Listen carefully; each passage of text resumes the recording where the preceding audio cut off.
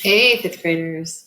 Mrs. Bristol here, and I am going to read to you from our book Holes that we are reading together. Let's start with chapter 11. Stanley returned to his hole. It wasn't fair. Mr. Pendanski had even said his fossil was interesting. He slammed his shovel into the ground and pried up another piece of earth. After a while, he noticed X-Ray had come by and was watching him dig. Hey, caveman, let me talk to you a second, X-Ray said. Stanley put down his shovel and stepped up out of his hole. Say, listen, said X-Ray. If you find something else, give it to me, okay? Stanley wasn't sure what to say. X-Ray was clearly the leader of the group, and Stanley didn't want to get on his bad side. You're new, right? You're new here, right? Said X-Ray. I've been here for almost a year. I've never found anything. You know, my eyesight's not so good. No one knows this, but you know why my name's X-Ray? Stanley shrugged one shoulder. It's Pig Latin for Rex. That's all. I'm too blind to find anything. Stanley tried to remember how Pig Latin worked. I mean, X-Ray went on, why should you get a day off when you've only been here a couple of days? If anybody gets a day off, it should be me. That's only fair, right? I guess, Stanley agreed. X-Ray smiled. You're a good guy, caveman. Stanley picked up his shovel. The more he thought about it, the more he was glad that he agreed to let X-Ray have anything he might find. If he was going to survive at Camp Green Lake, it was far more important that X-Ray think he was a good guy than it was for him to get a day off. Besides, he didn't expect to find anything anyway. There probably wasn't anything of interest out there. And even if there was, he'd never been what you call lucky. He slammed his blade into the ground, then dumped out another shovelful of dirt. It was a little surprising, he thought, that X-Ray was the leader of the group, since he obviously wasn't the biggest or the toughest. In fact, except for Zero, X-Ray was the smallest. Armpit was the biggest. Zigzag may have been taller than Armpit, but that was only because of his neck. Yet Armpit and all the others seemed to be willing to do whatever X-Ray asked of them. As Stanley dug up another shovelful of dirt, it occurred to him that Armpit wasn't the biggest. He, the caveman, was bigger. He was glad they called him Caveman. It meant they accepted him as a member of the group. He would have been glad if they'd call him Barfett. It was really quite remarkable to him. At school, bullies like Derek Dunn used to pick on him. Yet Derek Dunn would be scared senseless by any of the boys here. As he dug his hole, Stanley thought about what it would be like if Derek Dunn had to fight Armpit or Squid. Derek wouldn't stand a chance. He imagined what it would be like if he became good friends with all of them, and then for some reason they all went with him to school, and then Derek Dunn tried to steal his notebook.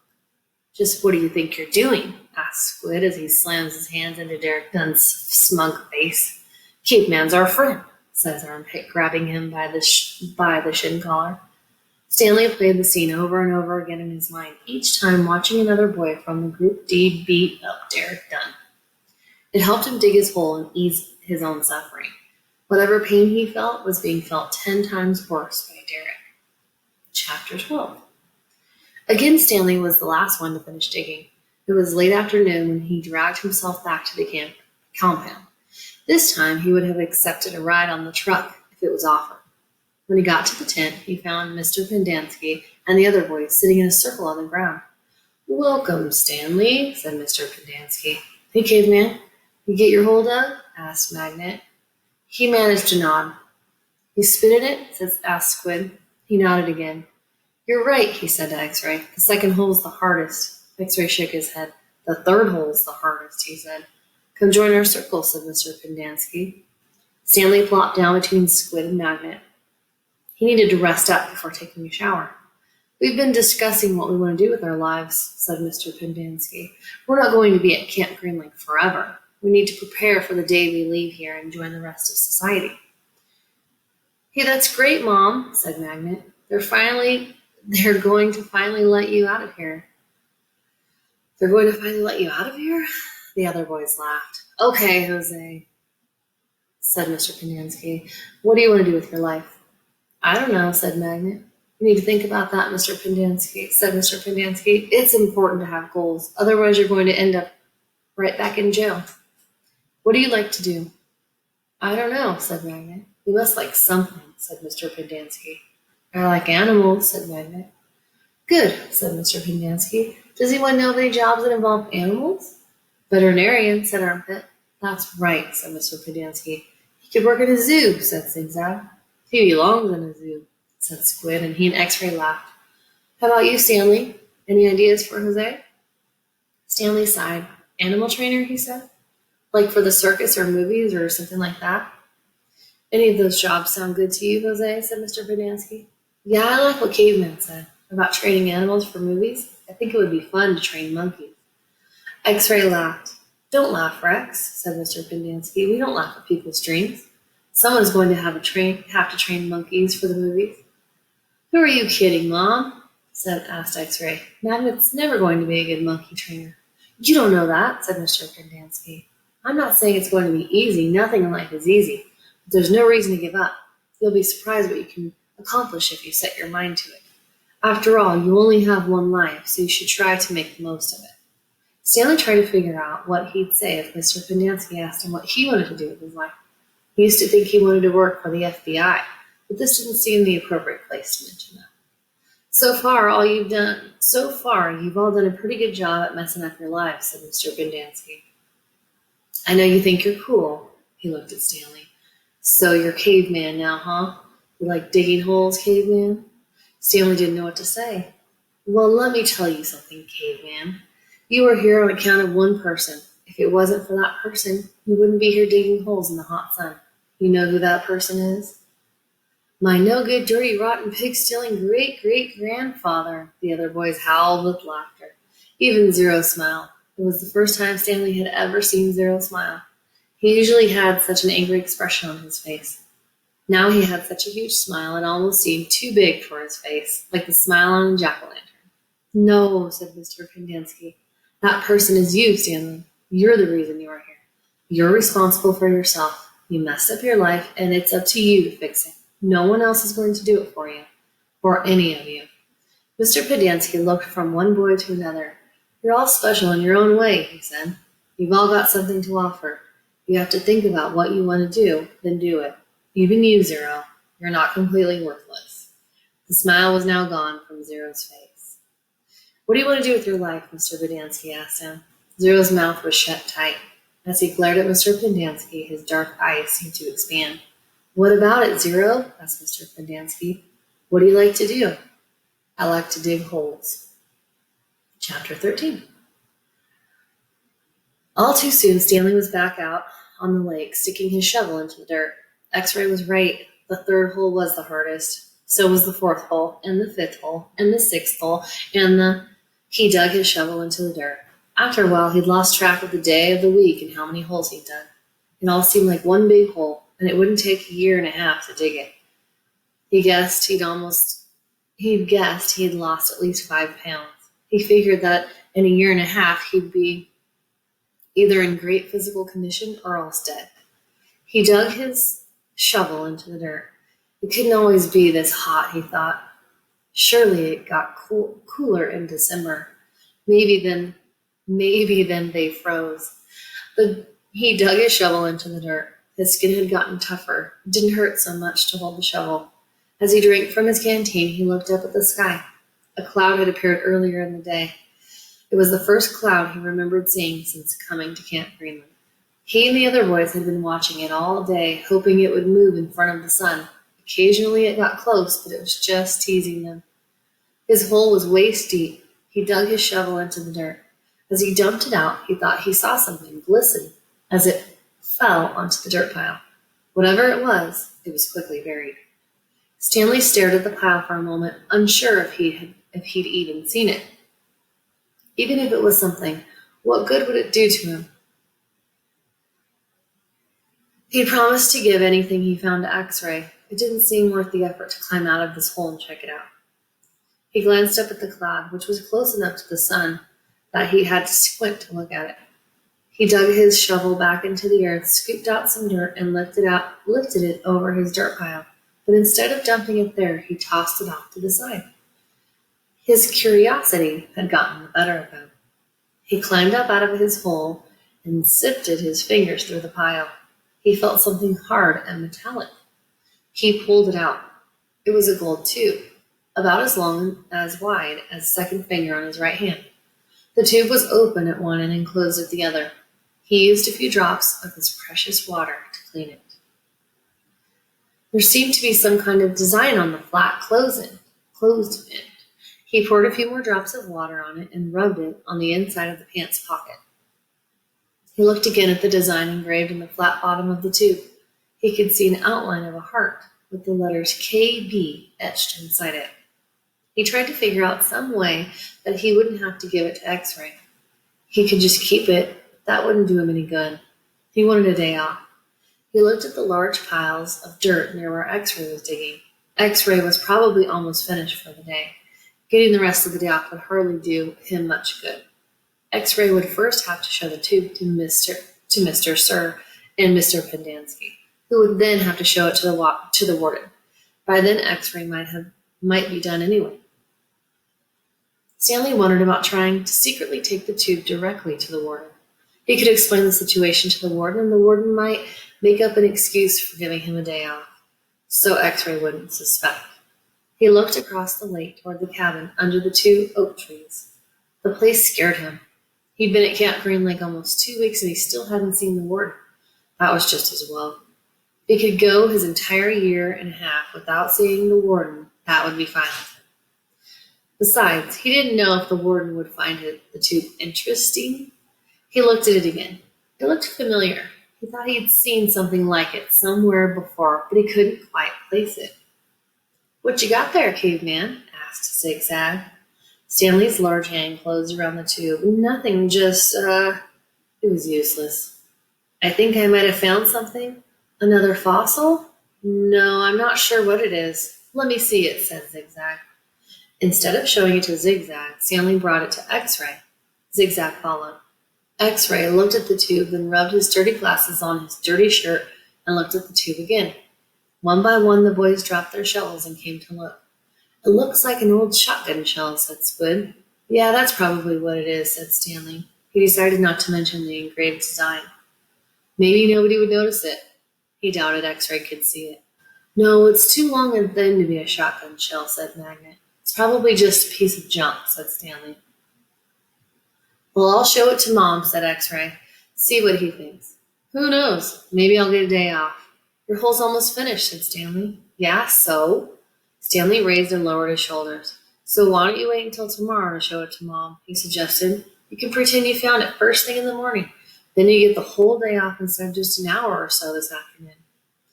X-Ray smiled. "Good thinking, caveman." He dropped the tube into his large pocket on the right leg of his dirty orange pants. Stanley returned to his hole. When the water truck came, Stanley started to take his place at the end of the line, but X-Ray told him to get behind Magnet in front of Zero. Stanley moved up one place in line. Chapter 14. That night, as Stanley lay on his scratchy and smelly cot, he tried to figure out what he could have done differently, but there was nothing he could do. For once in his unlucky life, he was in the right place at the right time, and still didn't help him. "You got it?" he asked X-Ray the next morning at breakfast. X-Ray looked at him with half-opened eyes behind his dirty glasses. "I don't know what you're talking about," he grumbled. "You know," said Stanley. "No, I don't," X-Ray snapped. "So just leave me alone, okay? I don't want to talk to you." Stanley didn't say another word. Mr. Sir marched the boys out to the lake, chewing sunflower seeds along the way and spitting out the shells. He scraped the ground with his boot heel to mark where each boy was supposed to dig. Stanley stamped down on the back of the blade with a shovel, piercing the hard, dry earth. He couldn't figure out why X-Ray snapped at him. If he wasn't going to produce the tube, why did he make Stanley give it to him? Was he just going to keep it? The tube was gold in color, but Stanley didn't think it was real gold. The water truck came a little after sunrise. Stanley finished his last drop of water and stepped up out of his hole. At this time of day, Stanley sometimes could see some distant hills or mountains on the other side of the lake. They were only visible for a short while and would soon disappear behind the haze of heat and dirt. The truck stopped and the dust cloud drifted past it. X-Ray took his place at the front of the line. Mr. Pendanski filled his canteen. Thanks, Mom, X-Ray said. He didn't mention the tube. Mr. Pendanski filled all the canteens, then climbed back into the cab of the pickup. He still had to bring water to Group E. Stanley could see them digging about 200 yards away. Mr. Pendanski, X-Ray shouted from his hole. Wait, Mr. Pendanski, I think I might have found something. The boys all followed Mr. Pendanski as he walked over to X-Ray's hole. Stanley could see the gold tube sticking out of some dirt at the end of X-Ray's shovel. Mr. Pendanski examined it and took a long look at its flat bottom. I think the warden is going to like this. Does X-Ray get a day off? Asked Squid. Just keep digging until someone says otherwise, Mr. Pendanski said. Then he smiled. But if I were you, Rex, I wouldn't dig too hard. Stanley watched the cloud of dust move across the lake to the cabin beneath the trees. The boys were just going to have to wait. It didn't take long for the pickup to return. Mr. Pendanski stepped out of the cab. A tall woman with red hair stepped out of the passenger side. She looked even taller than she was, since Stanley was down in his hole. She wore a black cowboy hat and black cowboy boots that were studded with turquoise stones. The sleeves of her shirt were rolled up, and her arms were covered with freckles, as was her face. She walked right up to X-Ray. This is where you found it? Yes, ma'am. Your good work will be rewarded. She turned to Mr. Pendanski. Drive X-Ray back to camp. Let him take a double shower and give him some clean clothes. But first I want you to fill everyone's canteen. I just filled them a while ago, said Mr. Pendanski. The warden stared hard at him. Excuse me, she said. Her voice was soft. I had just filled them when Rex... Excuse me, the warden said again. Did I ask when you last filled them? No, but it's just, excuse me. Mr. Pendanski stopped talking. The warden wiggled her finger for him to come to her. It's hot, and it's only going to get hotter, she said. Now these fine boys have been working hard. Don't you think it might be possible that they might have taken a drink since you last filled their canteen? Mr. Pendanski said nothing. The warden turned to Stanley. Caveman, will you come here, please? Stanley was surprised she knew his name. He had never seen her. Until she stepped out of that truck, he didn't even know the warden was a woman. He nervously went toward her. Mr. Pendanski and I have been having a discussion. Have you taken a drink since Mr. Pendanski last filled your canteen? Stanley didn't want to cause any trouble for Mr. Pendanski. I still got plenty left, he said. Excuse me? He stopped. Yeah, I drank some. Thank you. May I see your canteen, please? Stanley handed it to her. Her fingernails were painted dark red. She gently shook the canteen, letting the water swish inside the plastic container. Do you hear the empty spaces, she asked. Yes, said Mr. Pendanski. Then fill it, she said.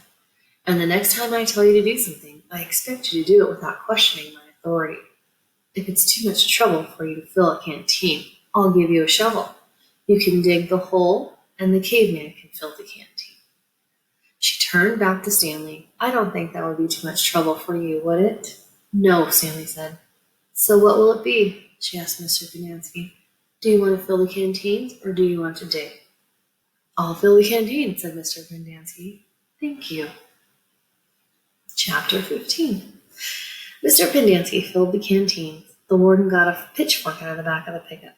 She poked it through X-Ray's dirt pile to see if anything else might have been buried in there as well. After you drop off X-Ray, I want you to bring back 3 wheelbarrows, she said. X-Ray got in the pickup. As the truck pulled away, he leaned out the window and waved. Zero, said the warden.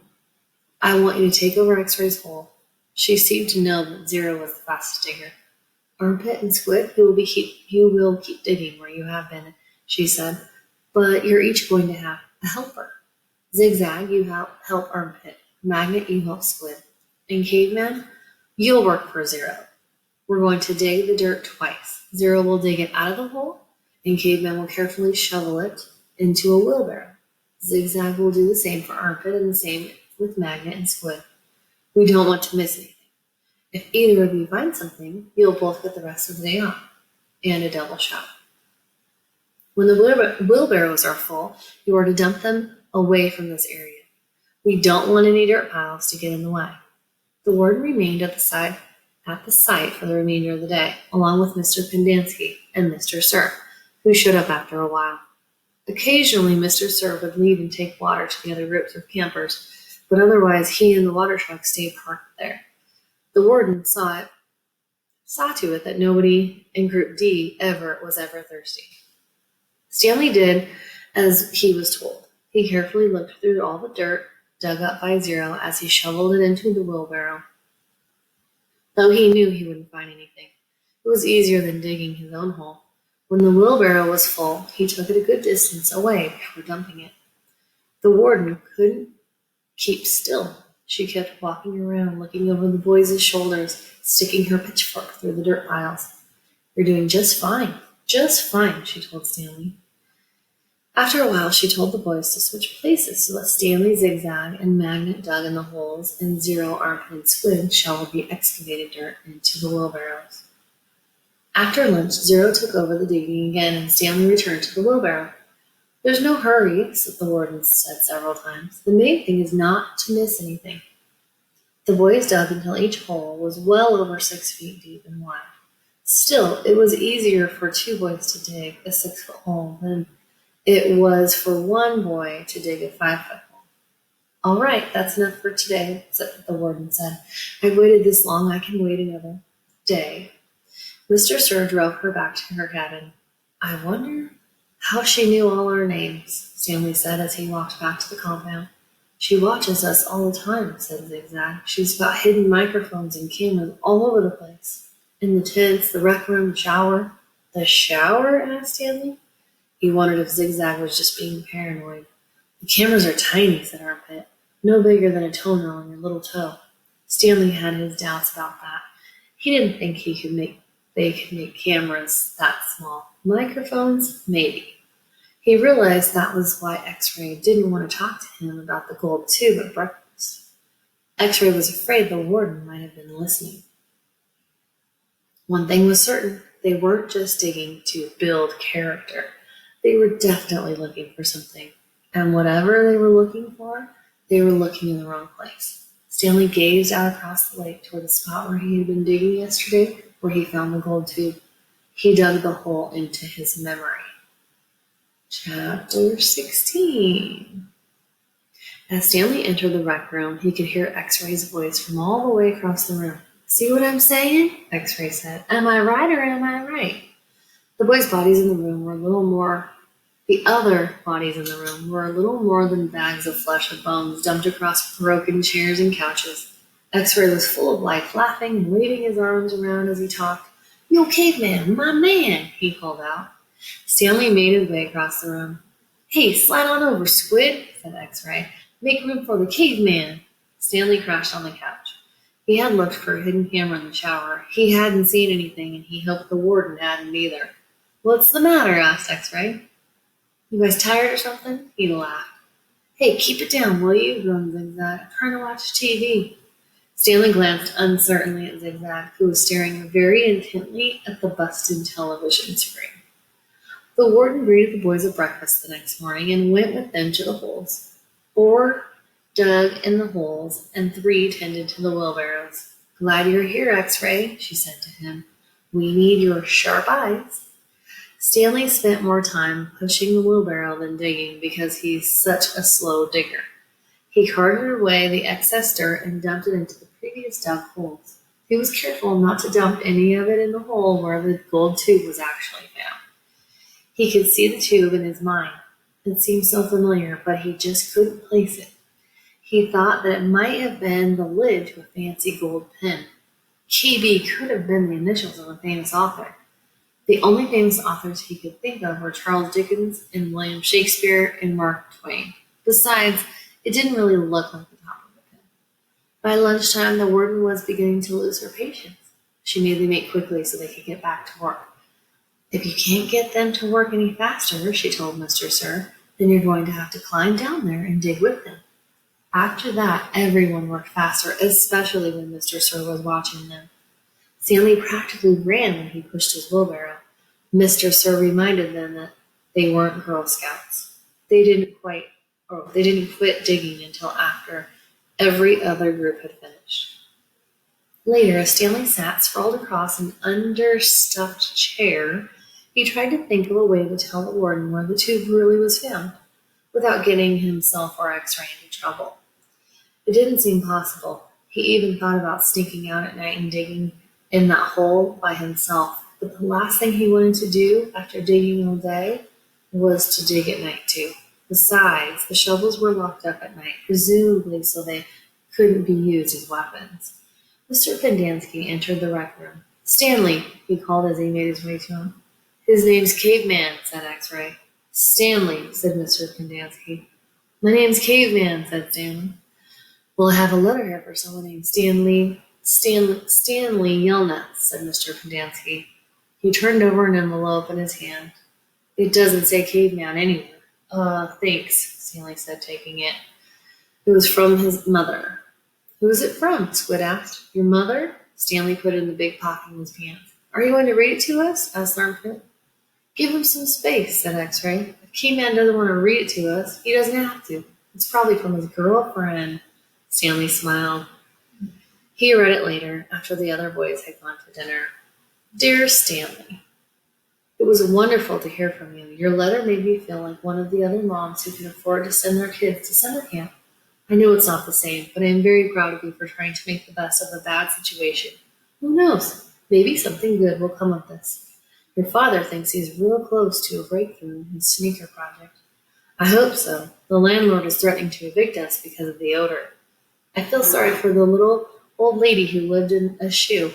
It must have smelled awful. Love from us both."